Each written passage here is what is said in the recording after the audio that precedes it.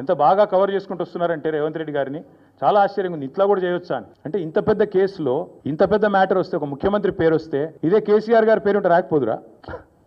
ఇదే కేసీఆర్ గారి పేరుంటే కోతికి కొబ్బరి చిప్ప దొరికినట్టు కొంతమంది సంబరాలు చేసుకుంటూ పేపర్ల నిండా తాటికాయంత అక్షరాలతో రాసేటోళ్ళు ఇలా రేవంత్ రెడ్డి గారికి కవరింగ్ ఇచ్చేందుకు చాలా కష్టపడి కాపాడుతున్నారు. వారందరికీ నేను చేసే విజ్ఞప్తి ఒకటే, మీరు ఎన్ని చేసినా ఎంత గింజుకున్నా ఈ మీడియా సంస్థలు ఎంత తాపత్రయపడ్డా ఆయన మీకు ఎంత అడ్వర్టైజ్మెంట్లు ఇచ్చినా ఎన్ని రకాలుగా మిమ్మల్ని ఫోన్ చేసి బెదిరించినా ప్రజలకు విషయం అర్థమైపోయింది.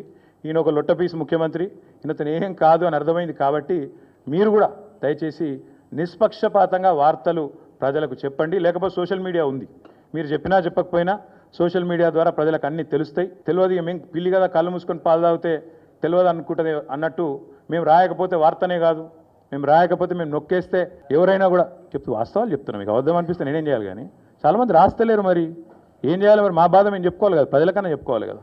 కాబట్టి మీరు అట్లా అనుకొని మీ భ్రమల్లో ఉన్నంత మాత్రాన మీరు చేయగలిగేది ఏం లేదని కూడా చెప్తూ సహకరించే మిత్రులకు థ్యాంక్ యూ.